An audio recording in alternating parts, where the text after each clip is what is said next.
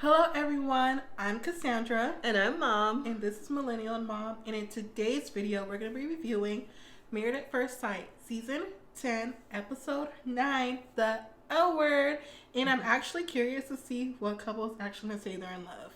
So let's get into the video.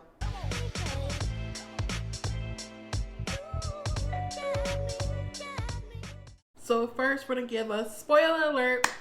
If you don't want to hear the spoilers, we're going to link the time right here so you can skip it. But if not, stay tuned. We're going to give you about 5 seconds. That felt like 5, right? It did. Okay. So, before we even found out who was even going to get divorced or stay together, we found out that both Michael and Brandon filed for annulments. Take it away. They did. Dang.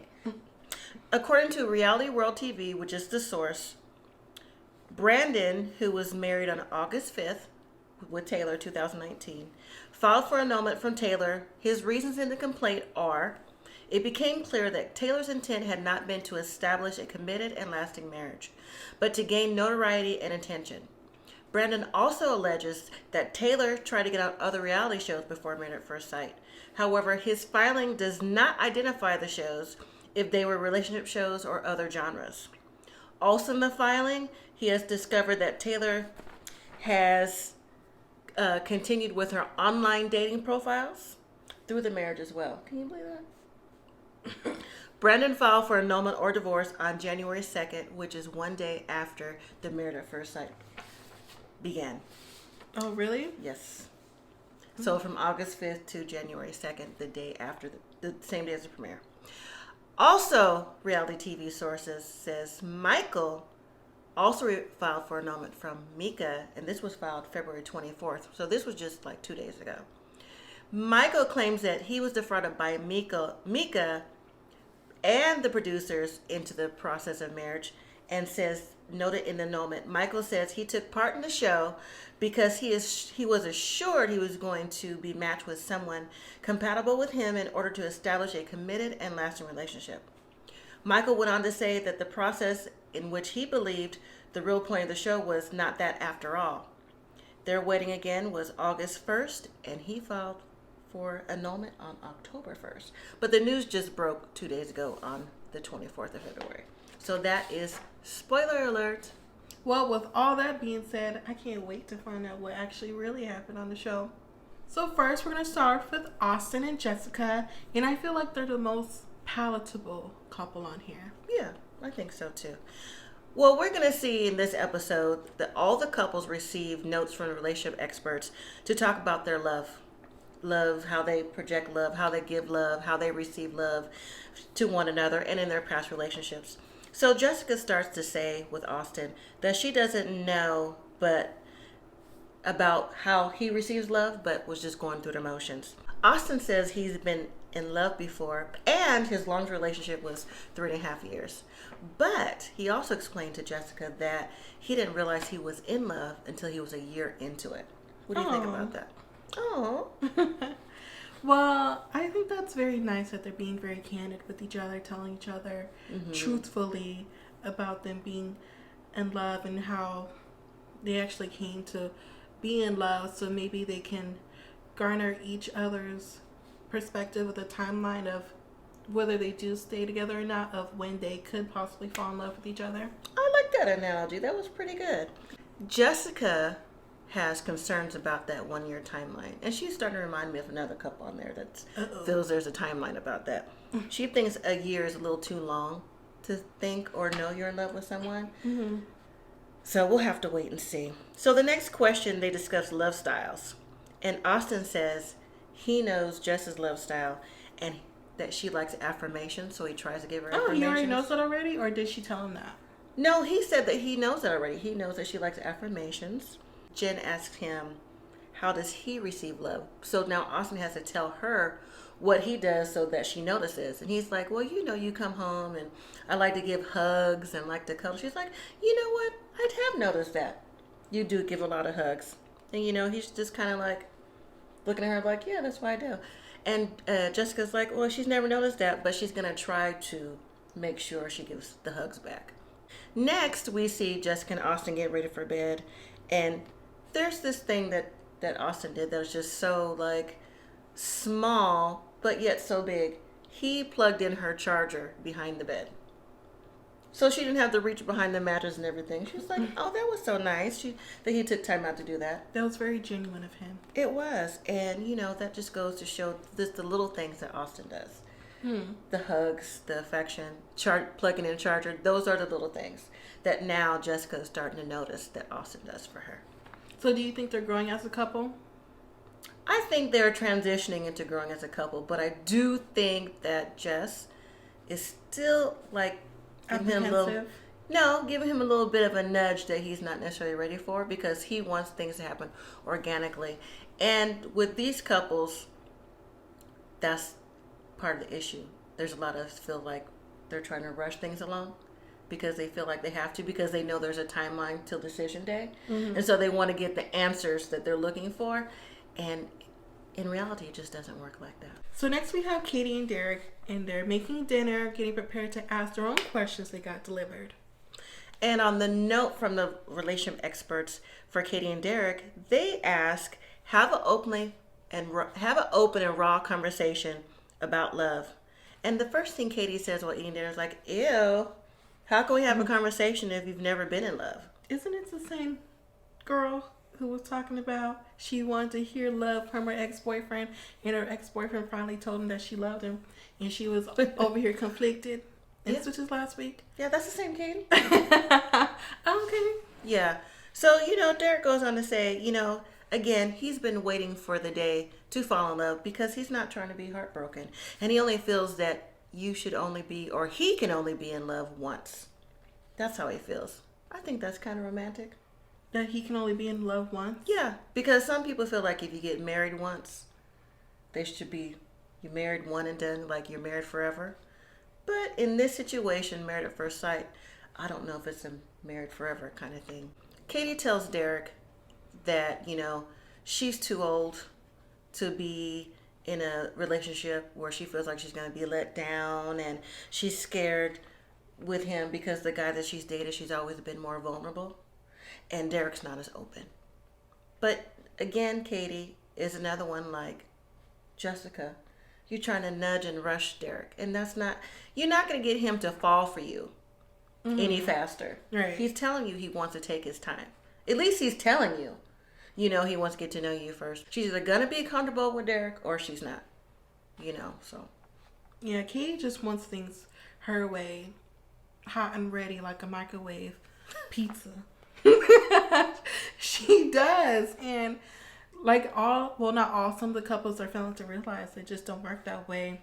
And I don't know, that ex really did a number on her before she got on this show. It's not just the ex, but Katie just seems like well, recently it was the ex. Okay. I feel like she would have went in more open if her ex, first, if she didn't text her ex that she was coming on the show. That's true. And then her ex didn't say what he said. Said what he said when he said? Yeah. Well, this is going on, and, Katie's all apprehensive and kind of like, not mean, but what would you call it? Off-putting. There you go, to Derek. Derek says he feels that it's unfair that Katie says to him that, she doesn't understand why he can't love or hasn't had love before. And he's upset that she mentions it so often. I have to stop you right there. Okay. I feel like the therapist, mentors, pastor, whatever we call them on here. Do you remember what we call them on here? Well, one's a pastor, and I know one's a pastor, one's a doctor, and one's a doctor in marriage and family therapy. So, I guess. I feel like they should do a lot of couples counseling. I feel like they do a lot of more, like, they find the stats of them, who they match them with, and put them together.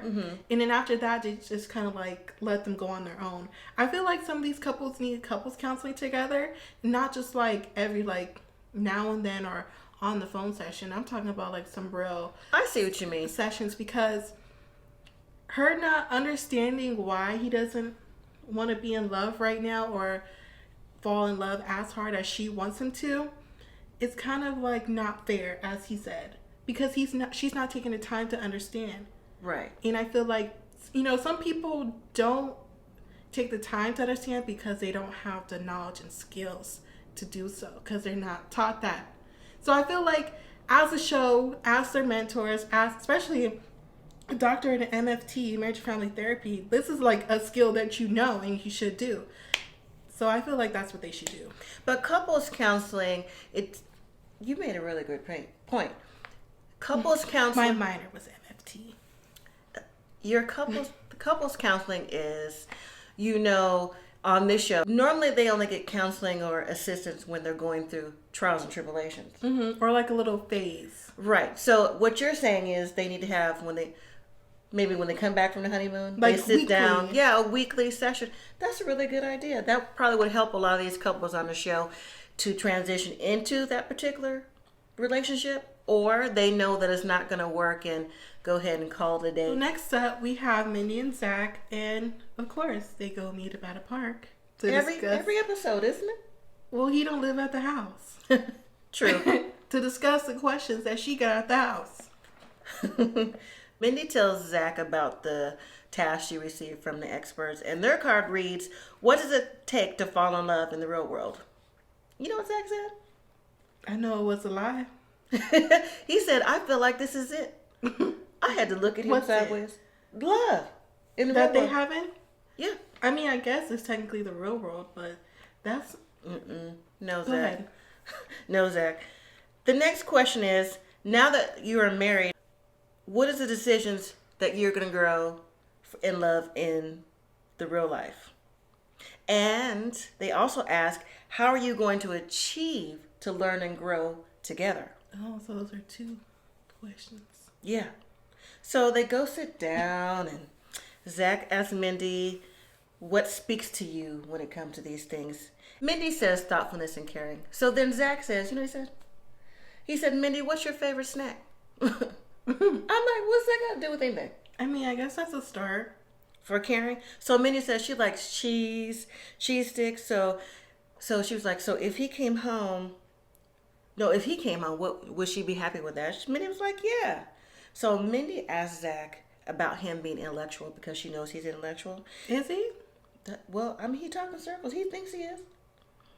And wants to know if something that speaks to him. And then Zach tries to open up and it's just talking round and round. Girl, he talking about everything. He might as well talk about the birds flying by in the sky. Didn't nobody know what Zach was talking about? Do we ever know what he's talking about? I don't know. Do we? No. At least I don't. So while Zach was trying to come up with things to say to Mindy, and then Mindy was like, well, do you feel married? You know what Zach said? He said, I don't know. Now that right there, Mindy, I don't know how much you need to take, but that right there, besides him telling you more than once he was not attracted to you, what else you need to do? I feel like Mindy's a very sweet person. I do too. And then she, really super sweet. Mm-hmm. And she just wants to give him a real solid chance. But I guess everyone's definition of a chance is different. I'm sure she's trying every day. You can't continue to try every day if someone's not meeting to meet you halfway. Later that evening, Zach calls his sister Lisa on video call. And Lisa's like, so how'd you enjoy the honeymoon? Because that's the first time they talked since. You know what Zach said? He said he enjoyed it. He had a good time. I'm sure he did. I'm like, you had That's a good a time. mood right there. Just because you're not feeling somebody doesn't mean you can't enjoy the vacation while you're there. He told his sister how, he wasn't really attracted to Mindy. He felt down and defeated and felt like he didn't know how to move on because he didn't have that instant attraction to her. Mm-hmm. And you shouldn't feel down and defeated because you didn't have attraction. You just, I don't know. I don't think he feels down and defeated. I think he feels disappointed. Well, he went on to say that he felt indecisive and that he knows that, he signed up to do this, that he should keep trying to do it. And I actually agree with his sister. Mindy signed up for this too. You're not in this by yourself. So you need to at least try. Mm-hmm. Try to meet her halfway. And, he's trying to, sit there and think about things to say to his sister too. But his sister tells him that, do the doctors know that he's overthinks everything too, like she does? And that it's possible that you're not necessarily giving it your all. And Zach says, he does agree he overthinks everything, but he doesn't necessarily think he's not giving his all. He thinks he's still trying. He says he comes over there every day. Come on, Zach. You live there. That's your house too. So Lisa reminds Zach that, remember at the wedding how Mindy's parents and other family members didn't support the marriage. And maybe she's trying so hard because she doesn't want to give them she doesn't want to hear the "I told you so" from her parents. Mm-hmm. So that could be part of Mindy's reaction to keep wanting to try with Zach. So lastly, we see them at the house. He comes over, he knocks on the door like he don't live there again. Right. That's so annoying to me. But anyways, they play cards. They actually seem like they're really engaging this time. They do. And I was really happy for Mindy, not Zach. I was happy for Mindy because this is what Mindy's been wanting, for a long time. Just like a connection, a vibe. Right. They do face masks. She may give him $1 face mask, but you know what? It's still it doesn't matter if it's $1 face mask. And it was very cute. Out of the whole entire episode, this was my favorite scene. Mindy needed that, but I also think they actually look like they're having fun without drinking wine. True, that's true. They do drink wine most episodes, but Mindy seems like she does need that. But Mindy also might be doing this for closure because I think deep down Mindy knows it's not going to work out. It doesn't appear it's going to work out, but we'll see how it goes. So next up we have Meka and Michael, and we had a very cute scene. She was finally taking out her hair from the wedding day, which is really cute. He was helping her cut out the sew-ins, and he was basically telling her, I like women with natural hair. She likes to wear her natural hair. So I think that was a cute bonding moment that we haven't seen since the wedding. Michael drops a bombshell on Meka, and that bombshell is that he did not accept that principal job that he originally signed up for at the Catholic school. So Meka kind of looks at him a little side-eyed and wants to know, well, why did you accept this job? Like, what was the difference in the job? She was concerned if the financial changes, or if there would be financial changes with this job. He said no, there wouldn't be. Next, we see Meka and Michael with the task from the relationship experts. And there it says, talk about your history of love and what it took or takes to get you there. Okay. Michael says he wants to start with the basics. And Michael says he's been in love a few times. And he says he's always been able to express himself how he feels in a relationship. He feels safe and comfortable and compatible. Hold on. He said he can always express himself in a relationship? Yeah. Oh, okay. I just want to make sure I heard that. And he asked Meka what was hers. She says, honesty. He was like, well, what kind of honesty do you want? He's like, well, I want honesty about your job situation. Now, Meka, he was talking about love, not about your job, but that was a way to slide it in there, though. So Michael gets very quiet and tense. He was like, just like he was about to burst any minute. And he gets up and says, I don't feel comfortable with you. I don't feel comfortable with telling you anything. I really don't know you. You're still a stranger. Ooh, that got me right there. It got me too. I can't believe he said that to her. Well, actually, yes, I can. Because he doesn't like her like that. He doesn't want to get to know her. Mm-hmm. I mean, I feel like everything that he's doing, I could be wrong. But I don't feel like I'm wrong. Is that he's doing it for the camera, to appease the camera.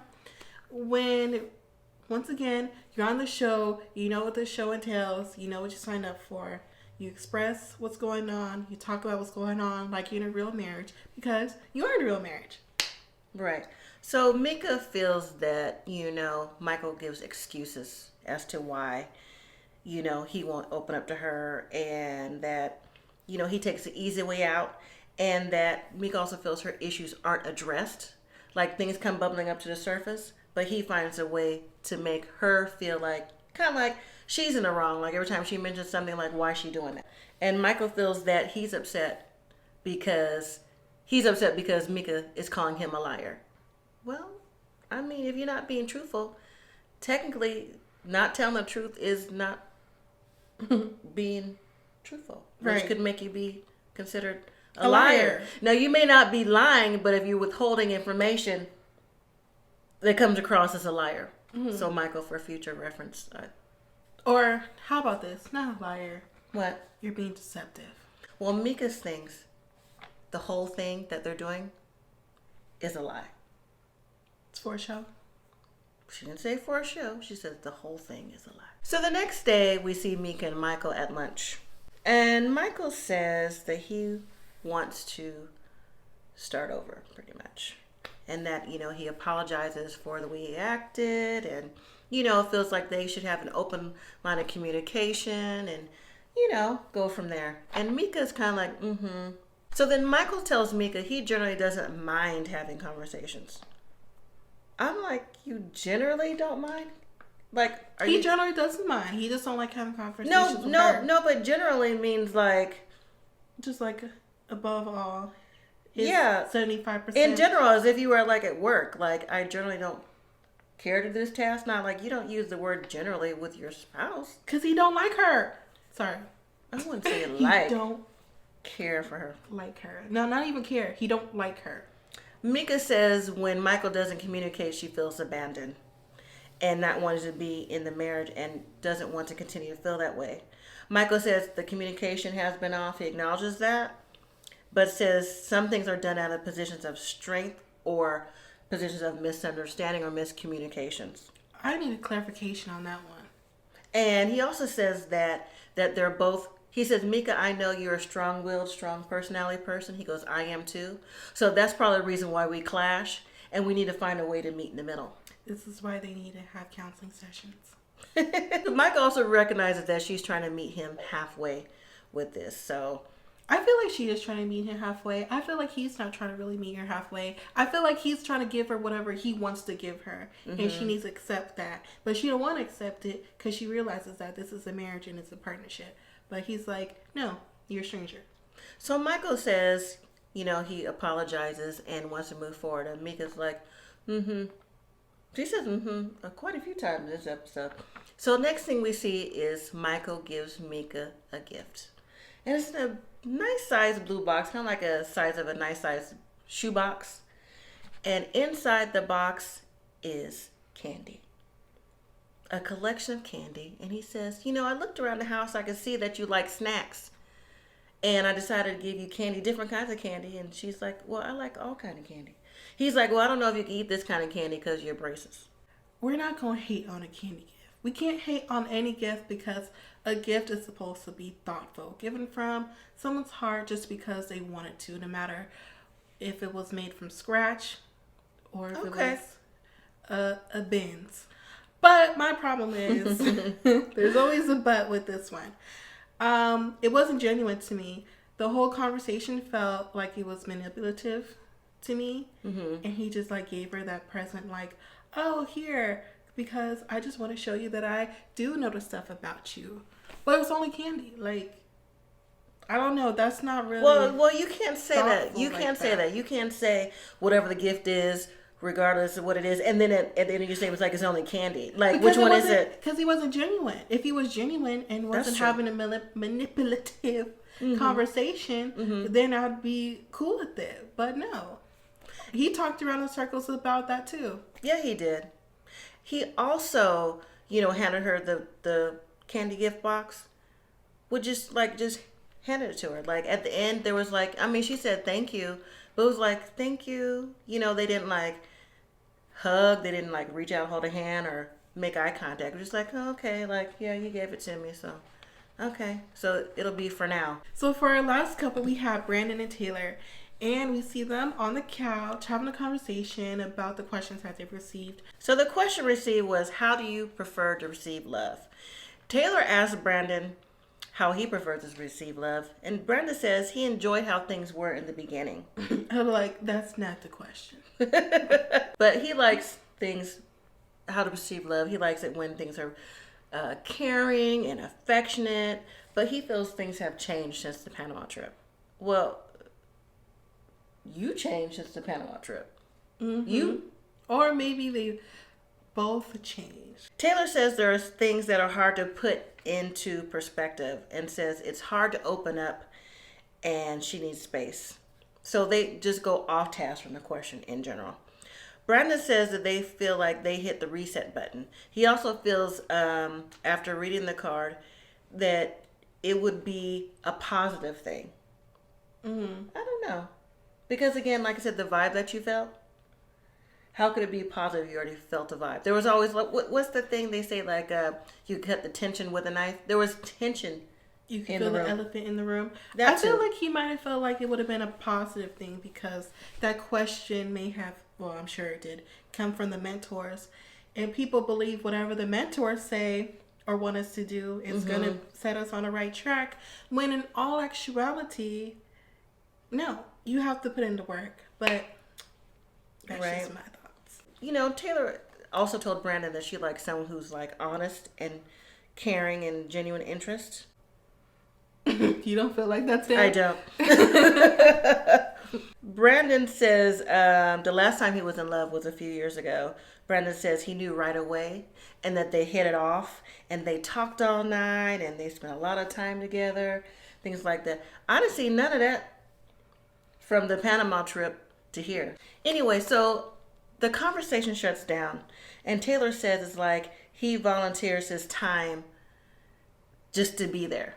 You know, if he spends time and hits it off with people, well, all he does is sit in the room, in his room, not their room, his room, plays Xbox and ignores her all day. And Brandon's pretty much trying to say, like, you know, why would he want to talk to her if all these... she's getting bad vibes from her. Negative vibes. Mm-hmm. Like, why would you want to talk to someone like that? Next scene, we see Taylor cooking dinner, and she turns to the camera and says, well, maybe her attitude is too much for Brandon. Brandon comes in the kitchen.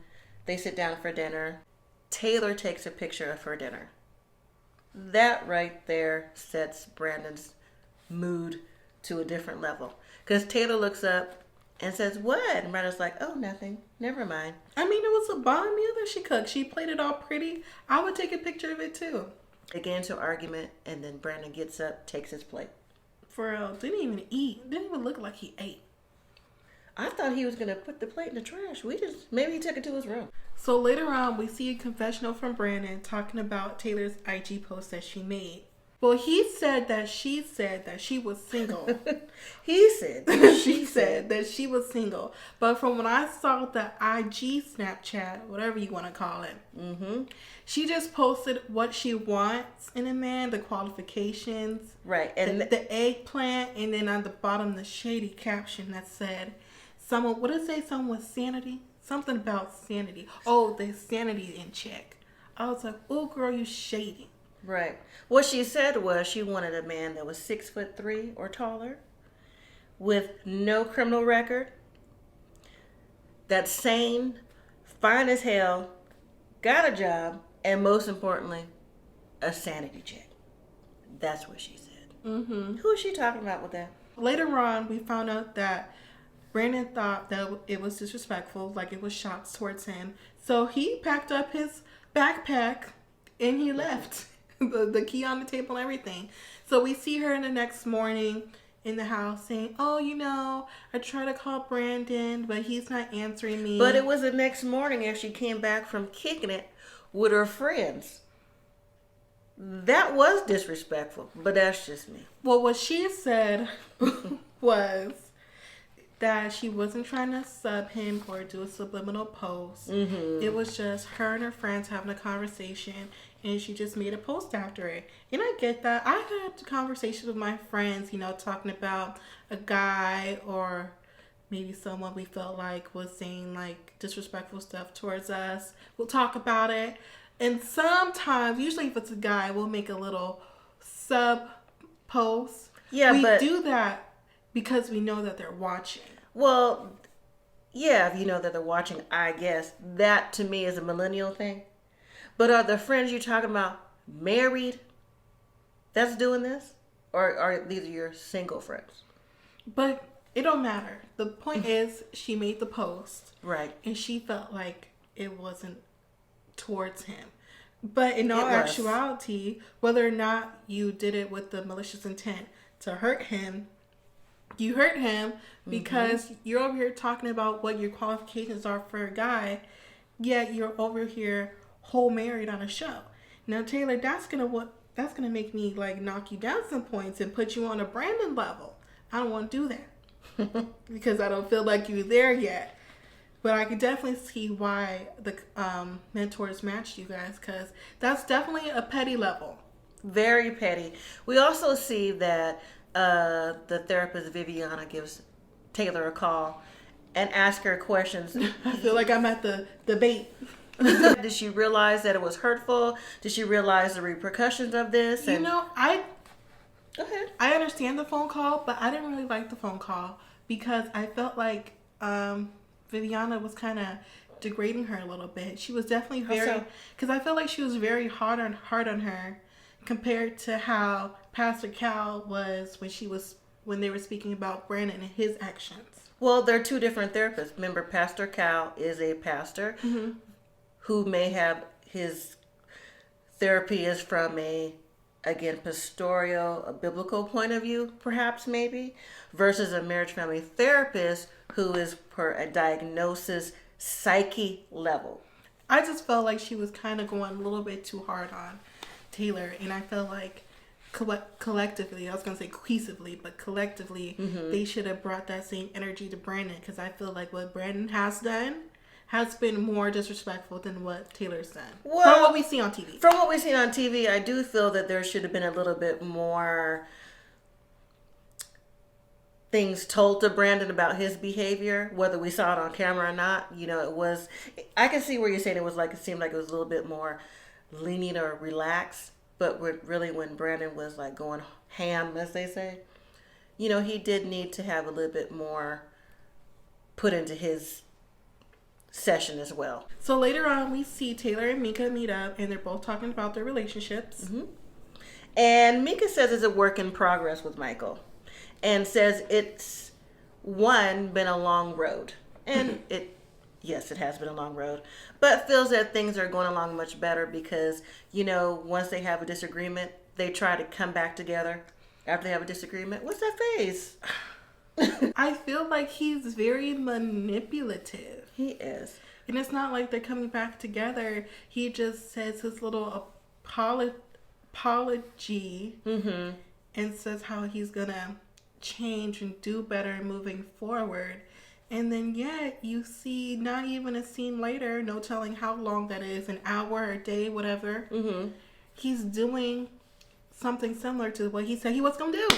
Right, but Taylor... I can't do it. I can't take it. Did you... Taylor says that she feels that her and Brandon's relationship is similar to Meka and Michael's. Now, I can see why she says that, but one of the relationships is a little more out there than the other. Both those relationships are what? Toxic. Very toxic. You just answer yourself. I just answered it myself. And you. And possibly you too. Meka tells Taylor that she saw the video. She owed Brandon an apology. And I agree. Because I think what she was doing on IG was extra.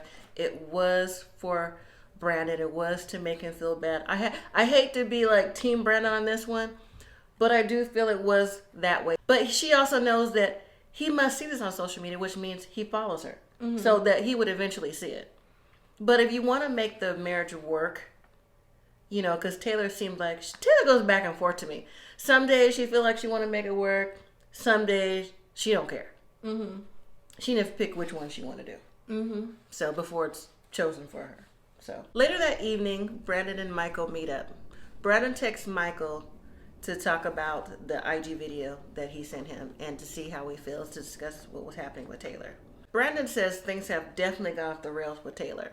He feels completely disrespected, even to the point where he thinks things have gotten worse than Zach and Mindy. Really? I was like, well, first of all, Brandon, you was worse before Zach and Mindy. Michael asked Brandon how's he really feel. Brandon says he has washed his hands of Taylor. He feels like she's been malicious.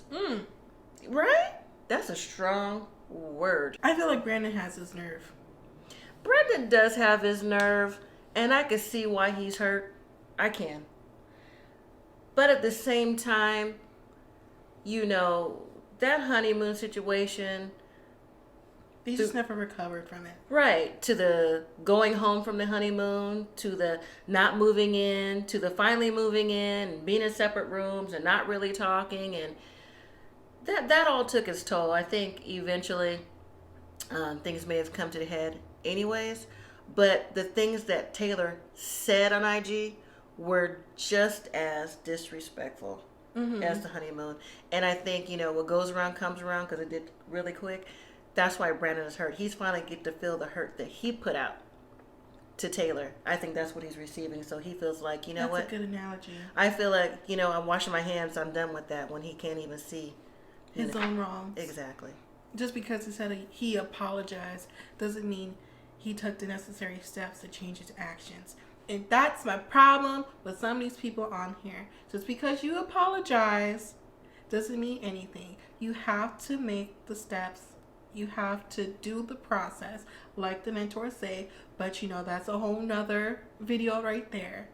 And actually put the work in, because if you just apologize and just expect for everything just to be all peaches and cream in the next, not even 24 hours, the next 10 minutes, that's not how it works. Yeah, because they didn't work through what it was the first time. And the apology wasn't really genuine. It was just to calm the situation down. Right. In my opinion. Okay, so that was the end of Married at First Sight, and this episode was so exhausting. What do you think? I do think it was exhausting.